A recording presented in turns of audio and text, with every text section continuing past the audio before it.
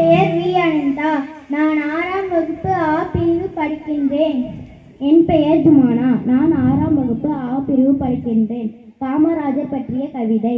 அறிவின் பல்கலைக்கழகம், அரசியல் கலைஞரை விளக்கம், ஆழத்திருந்த சிங்கம், ஆடம்பரம் தவிர்த்த அடக்கம், இறைவன் படைப்பின் உன்னதம், இந்திய நாட்டின் பெருமிதம், இதேற்ற திட்டங்கள் 1000, ஈடில்லா புகழடைந்த காவியம், உதவ தயங்காத உள்ளம், உதறி எறிந்த தன்னலம், ஊரூராய் பயணம், எவரும் இவர் முன் சமம், எதிரிக்கும் செய்வது நலம்,